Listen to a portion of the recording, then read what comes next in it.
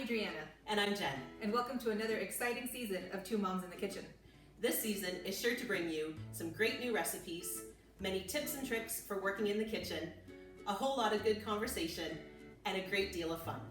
We know that the world looks a little different now, but we hope that we can bring some joy and laughter into your home each episode. We are so excited to be back.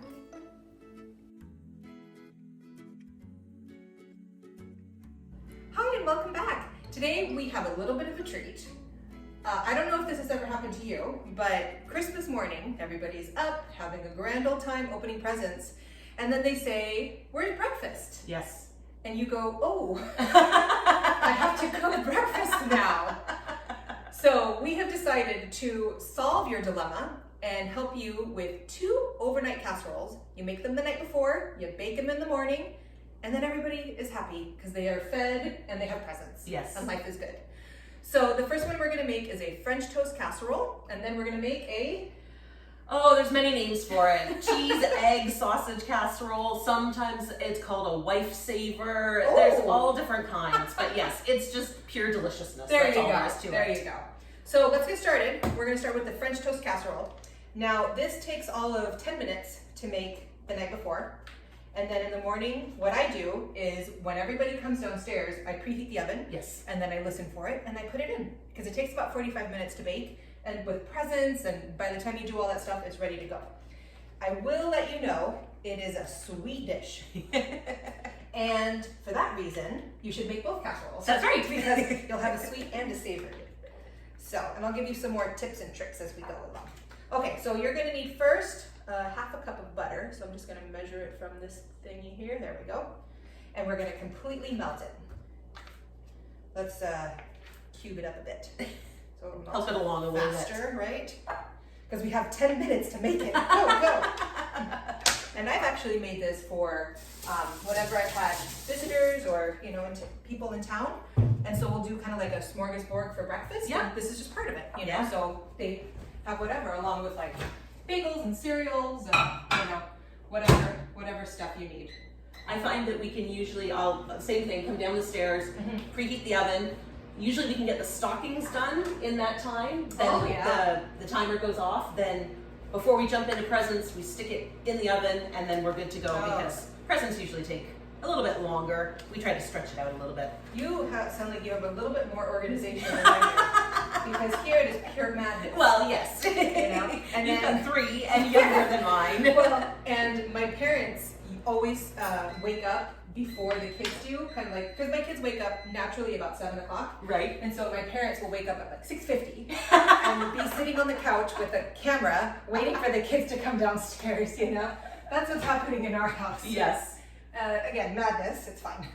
Well, the tradition growing up at our house was that we had to wait at the top of the stairs. My dad had to go downstairs and make sure Santa came. Oh! Turn on the lights, turn on the music, and then he would summon us down. Oh. And that was always torture, to stand there, that's to terrible. wait. You just wanted to get down the Which stairs. thankfully with technology today, Yeah.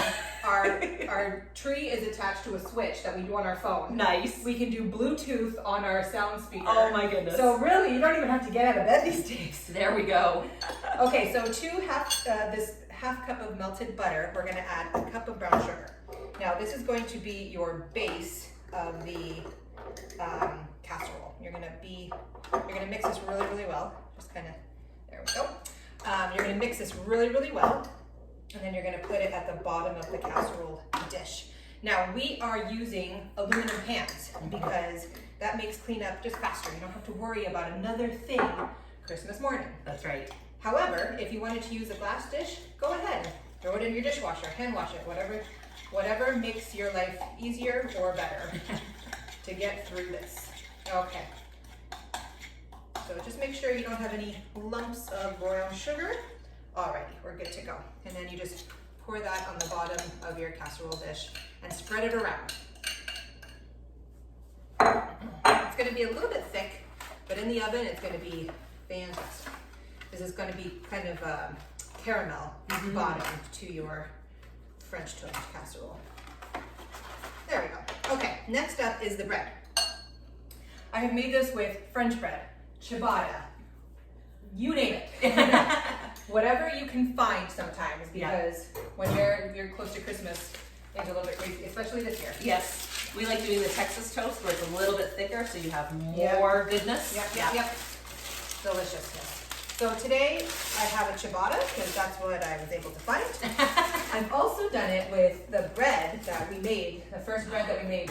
Oh, fantastic. Delicious. Yes. So, a couple of things. You're going to want to cut this about 1 inch thick, and I prefer to do a smaller baguette personally. Sure. So that you don't have an over serving.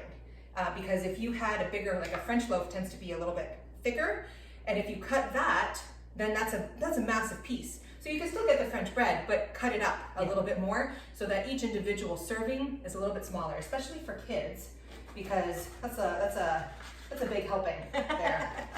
Okay, so we're gonna cut this down to about 1 inch. Doesn't have to be perfect, just kind of eyeball it. And then you're gonna put it on top of the brown sugar butter mixture.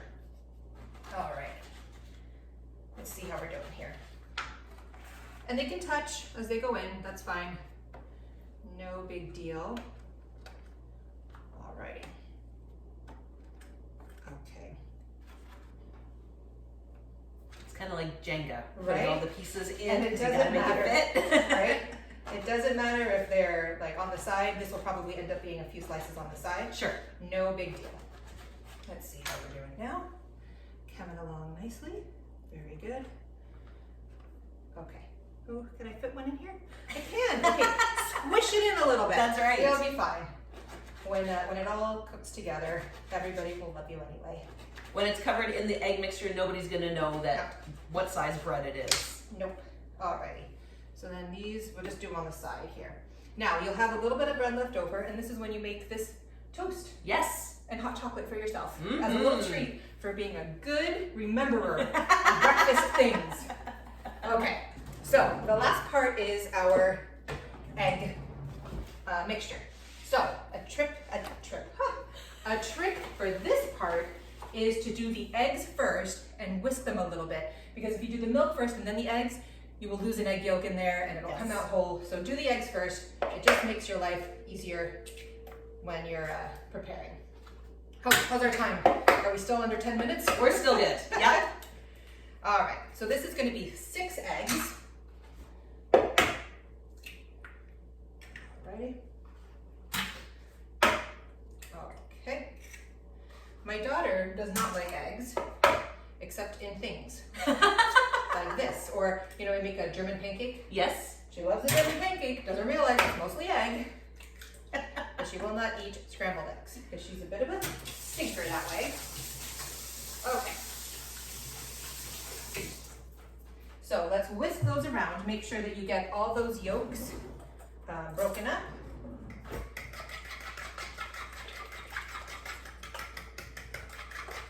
Perfect.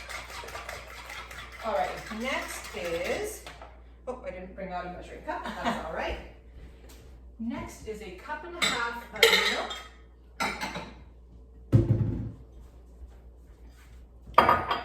And then, okay. Oh, don't spill. We were woeing about bagged milk earlier. Alrighty. Okay, so we've got the milk in there. Bloop. You're gonna need a teaspoon of vanilla.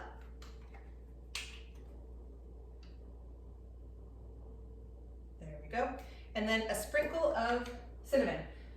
No measuring, just whatever. If you guys like cinnamon, put more. We like cinnamon, so we put a generous amount. Now whisk all of that together. Smells divine. Alrighty. Looking good. And then you're just gonna pour it over your bread. The bread will look like it's drowning. I will show you later what it looks like when everything is absorbed. But when you put it in here, just kind of pour it over all of the bread. Make sure there's a good amount. See, can't even see the bread at this point. But by morning, it will be mostly absorbed. See a couple pieces that popped up? Okay, there we go. So what you're gonna do, you're gonna cover it with aluminum foil, cling wrap, whatever you have, and you're gonna put it in the oven overnight. And then we will see what we do. Or not in the oven, don't put it in the oven overnight. No, in the fridge. Put it in the fridge overnight. Oh, that would be terrible. Oh, put it in the fridge overnight, and then we will be back, and you will see what it looks like, and we'll pop it in the oven.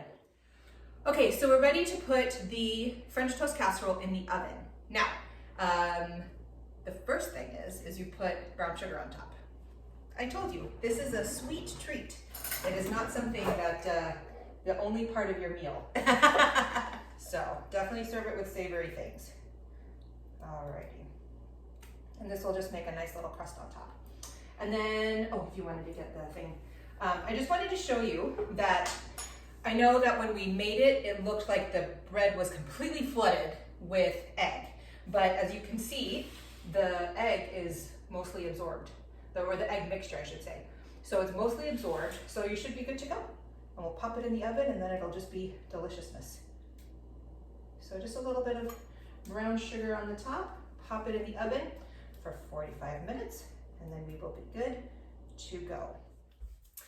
Okay, so now we're going to work on the savory casserole. So like I said, it's a cheese and egg and sausage. There's all kinds of recipes floating around on the internet where you could change the sausage for bacon or ham slices. Ooh, whatever your family likes is great. I'm gonna go with this one because this has been a tradition in our family. So what we need to start out is, again, the aluminum pan, and we're going to just spray it with some cooking spray so that nothing sticks on the bottom. There we go. And now, the best part, of course, is the cheese. So you need a half a cup, just sprinkled on the bottom of the pan. So just eyeball it. I already like this recipe. Because of the cheese? Yeah, done. Don't need anything else, just the cheese. All right, so there we go. So cheese on the bottom. So next what it calls for is 8 slices of stale bread. Again, you could choose whatever kind of bread you want, whether you want a French loaf, a ciabatta, a baguette, the Texas toast, which our family really likes. But what you need is it to be kind of on the stale side. So there's many ways of making it stale. One is just leaving it out on the counter. So I put a tea towel down and laid the slices of bread out on the counter and left it for half the day, and then at lunchtime I flipped them and got the other side stale, and we've got stale bread. Easy. You could also put it in the oven and kind of draw out the moisture on a low temperature. Yeah, that's probably like 200. Yeah, nothing too crazy. You don't want toast, you just want dried out, okay? And I've also seen some recipes where they used the bread actually cubed as opposed to slices. So lots of variations to use. The recipe that I'm using is been handed down from my mother, who got it from someone, I don't know who. It was a handwritten recipe, so I rewrote it out. It said to take the crust off the bread. I don't see the point, so I'm just gonna leave the crust on. I'm gonna be a rebel, what can I say? Ooh, Jen, I know. And so the recipe called for 8 slices, but since I'm using the Texas toast and it's bigger, we only needed 6 slices. So just eyeball things and just make it work. Yeah, if you need to cut it up a little bit, cut it up. Exactly. So it's all gonna be covered in deliciousness. That's right. We're just gonna squish this in here. There we go. Okay, good stuff. Down. There we go. Okay. Tuck to the bread. All right, so next we're going to make the egg mixture. So what you need is 6 eggs again. That seems to be kind of a standard thing. Like even with the, like I said, the German pancake, that's 6 eggs as well. Yeah. I know. I think 6 is a good, I mean, this says that it serves 6 to 8 people. So I think that's probably a good, good reference point. Yeah. Okay. And like your cinnamon, what am I talking about? French toast. There we go. Toast. Oh my goodness. I had cinnamon on the brain. Yeah. Your French toast loaf. You want to beat the eggs first by themselves, just so that you get those yolks broken up. That's the main thing. I made that mistake and then poured it and was like, yes. What did you do? Yeah. So we're just gonna beat those up a little bit, smush them up. Some of them don't want to mush. I know. They're resistant eggs. Very strong chickens birth them. Yes. Okay. So next we're going to do 2.5 cups of milk, which sounds like a whole lot. It is, but that's what makes the egg mixture that much better. So there we go, that's 2.5. Okay, so next to this, we are going to add 1 tablespoon of brown sugar, which sounds crazy because this is a savory dish, but it just helps balance everything out. So. Yeah, you have a lot of strong flavors in there, so it will definitely help. Exactly. All right, so the brown sugar is in there. Next, we need 1/2 chopped onion. So we're gonna stick that in there. And this one is potent, so that brown sugar will definitely counterbalance that. There we go. I know that people have an aversion to onion, but I love like the onion. smell. I love it. It does make me cry if it's a really bad one, but Yes. it's a good cry. A good cry. I like it when it's cooked because it mellows out. Yeah, raw, not so much. Yeah. Okay, I've got 1/2 of a red pepper that has been finely diced, I guess we could call it. You want smaller pieces. Again, kids don't always love the red pepper flavor, so the smaller the dice, the better. And I like that it adds a little bit of color to this recipe too. Okay, so next for the seasoning, we need a 1/2 teaspoon of salt. And that's just gonna help brighten up those flavors. 1/2, there we go. In it goes. We need, this one calls for dry mustard. Our family's not big on dried mustard, so we just eliminated it out. But it'll be in the recipe if you want to add it in, and that'll just help with the flavor as well. Okay, Worcestershire sauce. Worcestershire sauce, I don't know what it is, but this one. Call it. Yes. I tried to look it up online and there was a whole big controversy, so. I would imagine so. Yes. The W sauce, how's that? There you go. There we go. Okay, so 1/2 teaspoon of that. And then we need a dash of black pepper. What's a dash? Who knows? Your choice. So pinch, dash, we're just gonna go with. I actually have a measuring cup that says pinch. Really? I do. Oh, I love that. Yep. Yes. Next time I'll give it to you. Okay, sounds good. I think it's really 1/8 of a teaspoon. Probably It equivalent says to it. Just a pinch. Yeah. And then we're gonna add a little bit of paprika to it. Again, for a little bit of flavor, a little bit of color. It says a dash, so there we go. Looks good. Looks good. Okay, so we're just going to mix all of this up. There we go. Okay, so before we pour the egg mixture on, we are going to top the bread with the remaining cheese mixture. So in total, it was 1.5 cups of cheese. So you put 1/2 cup on the bottom, so then you're gonna sprinkle another cup on top. Again, I'm gonna eyeball it because you can never have enough cheese. I would just like to say that when you said there's more cheese in the middle, Yes. my eyes lit up. This is a good day. We have a winner. And did you notice that I brought 2 bags of cheese? Because again, Yep. can't have enough cheese. No. There we go. Okay. And if you can't have it at Christmas, when can you have it? Exactly. That's right. Okay. So now we're going to pour the egg mixture. Oh, I got peppers stuck in my whisk. Here we go. Do, do, do. There we go. Okay. So again, much like your French toast. French toast, that's it. I was just gonna call it cinnamon again. Gee whiz. The bread disappears and you're like, where did it go? It's all good. It's all good because it's gonna sit overnight and that bread is gonna absorb some of the mixture and you'll be fine. Don't worry about it. Okay, so the last thing that we're going to put on top is a pound of ground up sausage.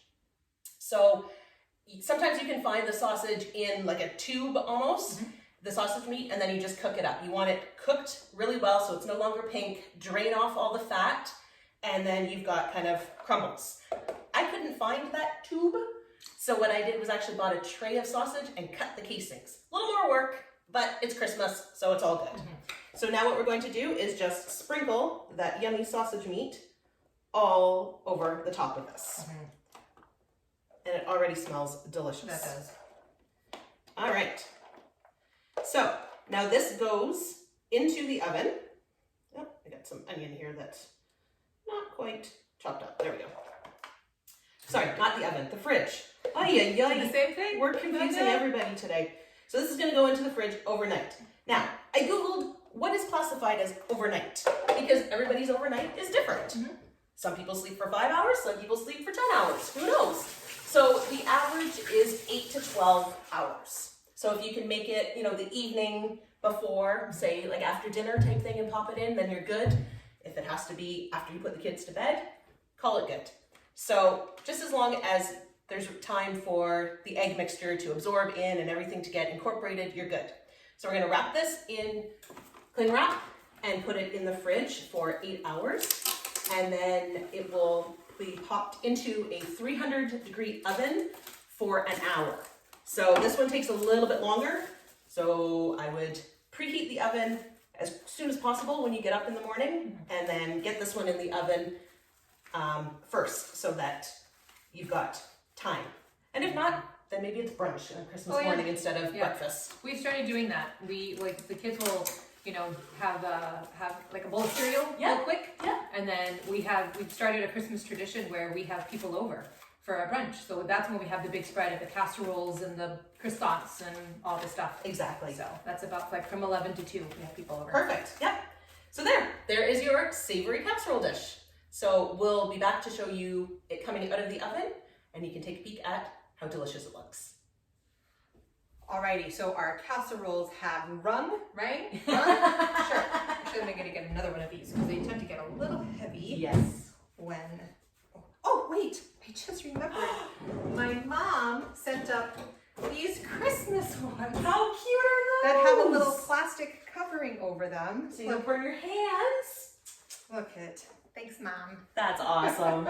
Love it. Alrighty, so we've got Yummy. a French toast. Oh, the heat.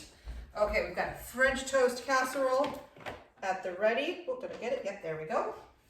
And a sausage, egg, bread, something. Sausage, egg, cheese, Something casserole. Not quite sure what we're gonna name it, but it looks delicious. Casserole. Holy moly, these look amazing. Yum. And look, your Christmas brunch is ready to go. That's right. So we hope you enjoyed these 2 recipes. Please let us know in the comments if you liked them. Don't forget to like this video, subscribe to our channel, and hope you have a great day.